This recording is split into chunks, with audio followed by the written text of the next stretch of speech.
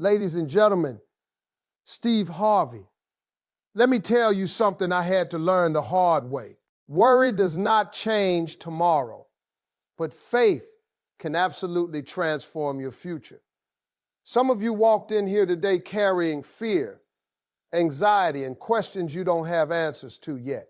You're wondering when it's going to happen, how it's going to happen, and why it hasn't happened already. You keep looking at doors that are closed, shaking the handle, getting frustrated, and asking God, why not me? But I came to tell you today, God will open the right door, so don't worry. Ladies and gentlemen, Steve Harvey. Let me talk to you about trusting God's timing, because this right here is where most of us struggle. We don't have a problem believing God can do it. We just have a problem believing God will do it on His schedule instead of ours. We say we trust God, but the moment things don't happen when we expect them to, worry starts creeping in. Anxiety shows up. Doubt starts whispering in our ear. We start checking the clock, comparing our lives to other people, and asking God why we're still waiting. But the truth is, trusting God's timing means believing that delay does not mean denial. You see, we live in a world that wants everything instantly. Fast success, quick money, overnight fame, immediate answers. So when God takes His time, we assume something is wrong. But nothing is wrong. God is not slow. God is strategic. He sees the full picture while we only see what's right in front of us. You're asking God to hurry up, but God is trying to line things up. He's arranging people, situations, opportunities, and lessons that all have to come together at the right moment. If one piece is missing, the whole thing can fall apart. Some of you are frustrated because you've been praying, working, believing, and still nothing seems to be moving. You think God forgot about you. Let me clear that up right now. God has not forgotten your address. He hasn't misplaced your prayer. He hasn't overlooked your effort. Just because you don't see progress doesn't mean God isn't working. Some of God's greatest work happens behind the scenes, in places you can't see and in ways you don't understand. Trusting God's timing also means accepting that He knows what you're not ready for yet. You might want the blessing, but are you prepared for the responsibility that comes with it? You might want the position, but can you handle the pressure? You might want the relationship, but have you healed from the last one? God loves you too much to give you something that will break you. So sometimes He holds it back until you grow strong enough to carry it. Waiting feels uncomfortable because it forces you to sit with unanswered questions. It forces you to face your fears. It forces you to grow patience in a world that rewards impatience. But waiting is not wasted time. Waiting is training time. While you're waiting, God is teaching you discipline. He's building your character. He's strengthening your faith. He's preparing you mentally and emotionally for what's coming next. If you skip the waiting season, you skip the preparation, and unprepared people often lose what they prayed for. You have to understand this. God's timing is perfect even when it's painful, even when you're tired, even when you're confused, even when you're disappointed. God sees roads you don't see. He knows outcomes you can't predict. That door you're asking Him to open right now might lead to heartbreak, failure, or regret. And God, being the loving Father that He is, will keep it closed until the right door becomes available. A lot of people miss their blessing because they give up 5 minutes before God shows up. They stop believing, stop praying, stop trusting because they think the wait is proof that it's not meant for them. But what if the wait is proof that it is meant for you? What if God is taking his time because he wants to give you something so big, so lasting, so meaningful that it has to arrive at the perfect moment? Trusting God's timing means learning to rest, not quit. It means saying, I don't understand it, but I trust you. It means waking up every day and choosing faith over frustration. It means refusing to let worry steal your peace. Worry will tell you that you're running out of time. Faith will remind you that God controls time. Worry will tell you that you missed your chance. Faith will tell you that what's meant for you cannot miss you. Some of you need to stop measuring your life by someone else's timeline. Their season is not your season. Their journey is not your journey. God custom designed your path for you. What looks late to you might be right on time, according to God. When you finally look back, you'll realize that if things had happened any sooner, you wouldn't have been ready to receive them or appreciate them. Trusting God's timing also requires surrender. You can't control everything. You can't force every door open. You can't rush every process. The more you try to control, the more stressed you become. But when you surrender, you make room for peace. You make room for clarity. You make room for God to do what only He can do. So if you're in a season where nothing seems to be happening, don't panic. Stay faithful. Stay patient. Stay focused. Keep showing up. Keep doing the work. Keep believing. God is not ignoring you. He is preparing you. And when the timing is right, not when you demand it, but when He decides it, the right door will open in a way that makes you realize the wait was worth it.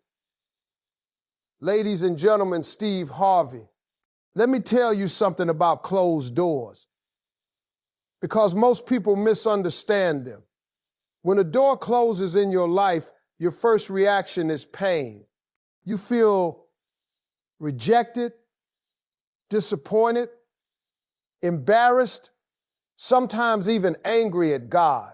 You start questioning yourself, wondering what you did wrong, wondering why you weren't good enough, wondering why it worked out for somebody else but not for you. But I came to tell you today that every closed door is not a setback. Some closed doors are protection. You see, we think we know what we want, but God knows what we need. We look at opportunities and judge them by how good they look on the outside. God looks at the outcome. He sees consequences we can't see. He sees conversations that will happen behind closed doors. He sees traps disguised as blessings. He sees stress hidden behind success. So when God closes a door, He's not punishing you. He's protecting you from something that would have hurt you in ways you couldn't recover from. Think about how many times you begged God for something and didn't get it.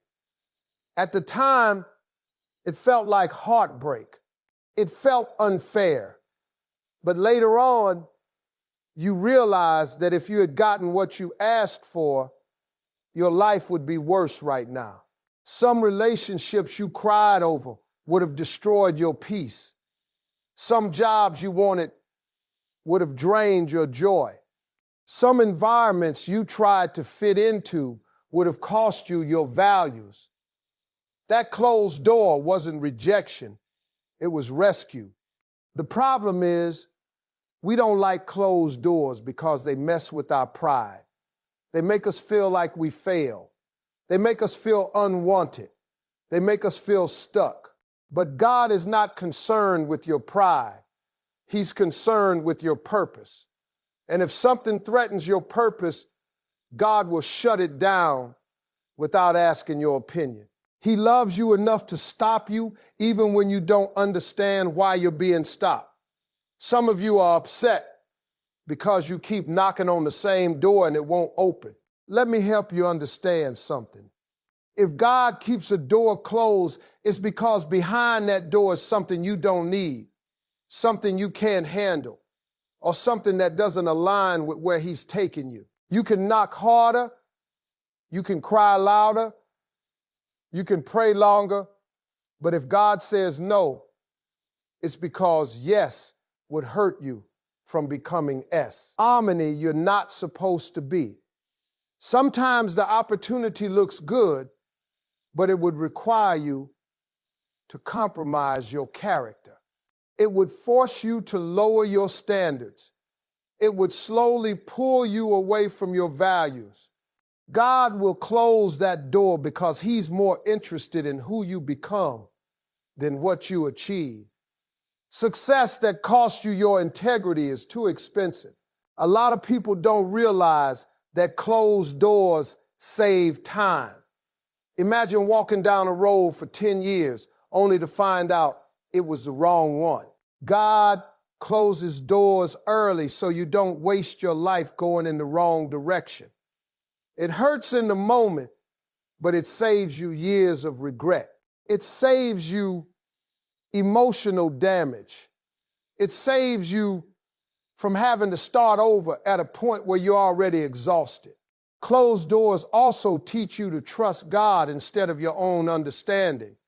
We like control. We like knowing what's next. But God works best when you don't have all the answers. When a door closes and you don't know why, you're forced to rely on faith instead of logic. You're forced to believe that God sees what you don't. That's not weakness, that's growth.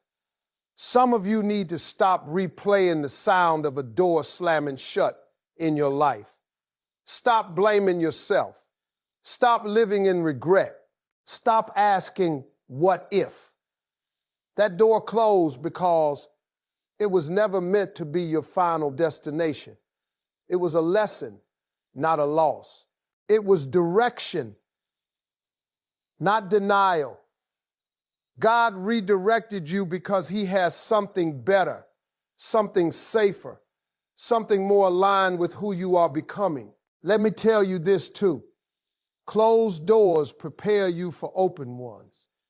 Every disappointment teaches you something. Every rejection strengthens you. Every setback builds resilience.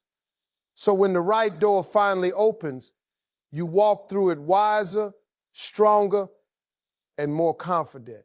If every door opened easily, you wouldn't appreciate the right one when it comes. Sometimes God closes doors because you're settling. You're trying to make something work that He never designed for you. You're staying in situations because they're familiar, not because they're healthy. God closes the door to force you to move, to grow, to step into something new. Comfort can be dangerous if it keeps you stuck in a place you've outgrown. So the next time a door closes in your life, don't panic, don't lose faith, don't assume the worst.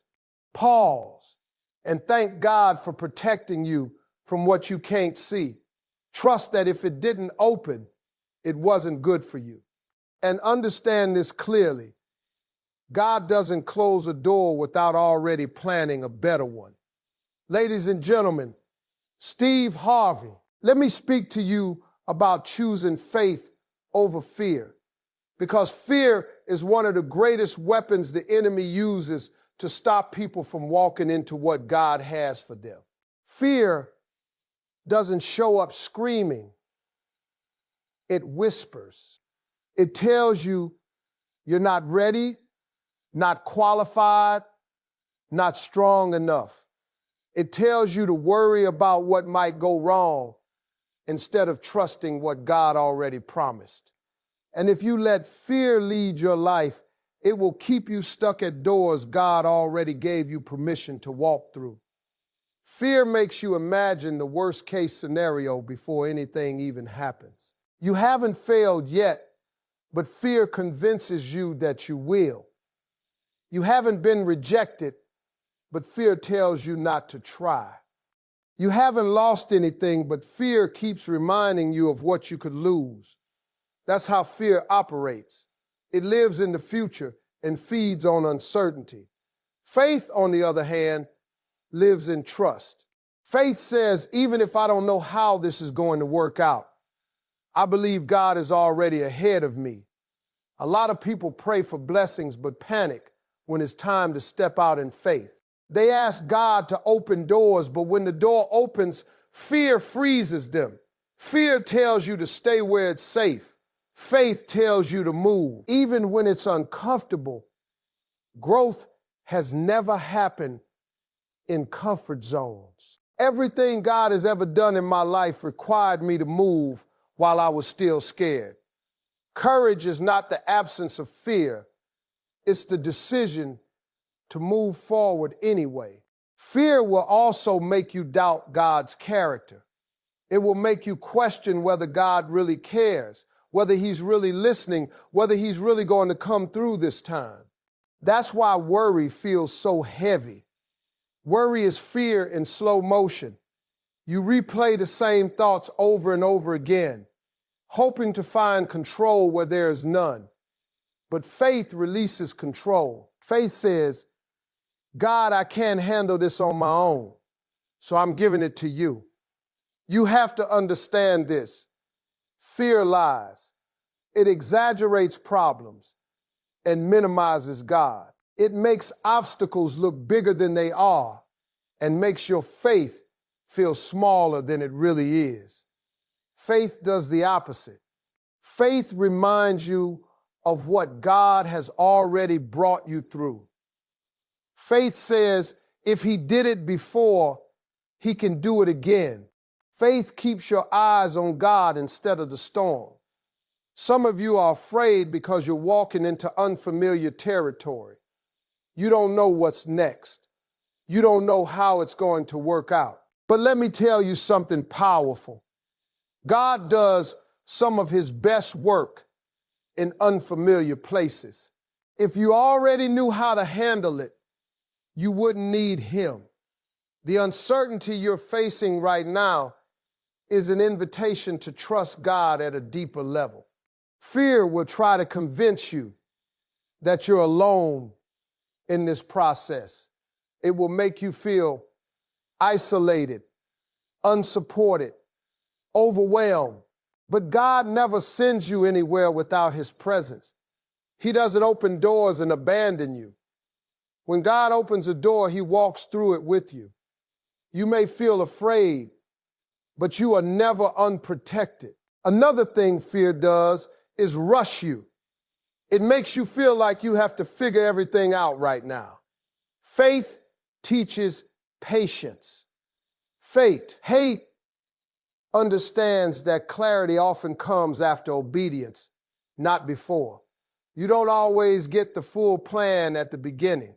Sometimes God gives you just enough light for the next step, and that's all you need. Fear will also try to use your past against you.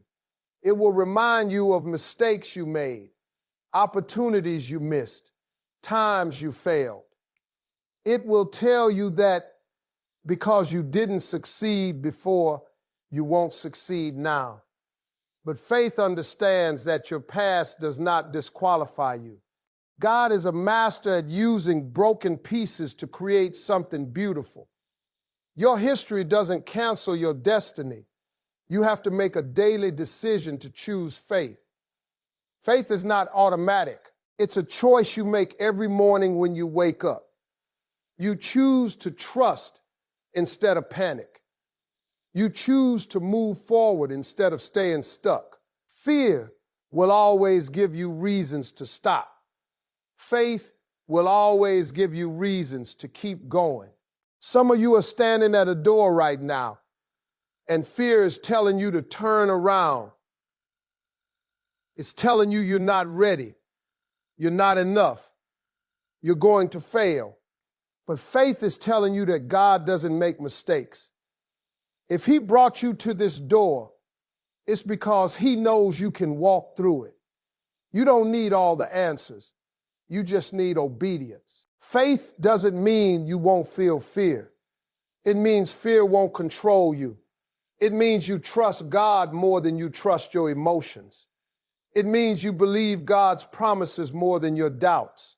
When you choose faith over fear, you create space for God to move, to guide you, to strengthen you, and to open doors that fear was trying to keep you away from. Ladies and gentlemen, Steve Harvey, let me talk to you about preparation, because a lot of people pray for open doors but don't prepare themselves to walk through them. They want God to bless them, but they're not ready to handle the blessing when it shows up. They ask for opportunity, but they haven't worked on the discipline, the mindset, or the character required to keep that opportunity once it arrives. And God, being the loving Father that he is, will not open a door that you're not prepared to enter. Preparation is what you do while you're waiting. It's how you act when nothing seems to be happening. Too many people waste the waiting season complaining, worrying, and doubting instead of using it to grow. But the waiting season is not empty. It's full of lessons. It's full of development. It's full of quiet work that no one sees but God. And what you do in that season determines how long you'll stay there. You see, when God opens a door, it usually comes with responsibility. New levels bring new pressure. New blessings bring new challenges. If you're not prepared, the very thing you prayed for can overwhelm you. That's why God often delays the door. He's not saying no. He's saying there's still something in you that needs to grow before you step into this next chapter. Preparation means working on yourself even when no one is watching. It means sharpening your skills even when there's no applause. It means improving your mindset even when life feels unfair. You can't expect God to promote you if you haven't mastered where you are. Every season has a lesson, and if you refuse to learn it, you repeat the season. But once you learn it, the door opens. A lot of people think preparation is about talent, but it's really about character. Talent might get you through the door, but character keeps you in the room. God prepares your heart before he changes your situation. He works on your patience before he gives you increase. He works on your humility before he gives you visibility. He works on your discipline before he gives you abundance. If those things aren't in place, success can destroy you instead of bless you. Preparation also means letting go of what can't go with you. Some people, habits, and mindsets are not allowed in the next season of your life. And that's hard because we get attached to what's familiar. But God won't open a new door if you're still holding on to old baggage. You have to make room for what's coming by releasing what's holding you back. While you're waiting, God is watching how you handle small things. Are you grateful for what you have now, or are you only focused on what you don't have yet? Are you faithful with little, or are you waiting to be faithful when you get more? Preparation shows up in your attitude. It shows up in how you treat people. It shows up in how you respond to disappointment. God looks at those details. Preparation also builds confidence. When the door opens, you don't want to walk in feeling unqualified and insecure. Preparation gives you the assurance that you did the work, you studied, you practiced, you grew. So when the opportunity arrives, You're not begging for approval. You're walking in purpose. You're not nervous. You're ready. Some of you are frustrated because you think nothing is happening, but something is happening inside you. You're becoming stronger. You're becoming wiser. You're becoming more disciplined. You're learning what you won't tolerate anymore. You're learning what truly matters. That internal preparation is just as important as the external opportunity. God often prepares you through discomfort. He stretches you.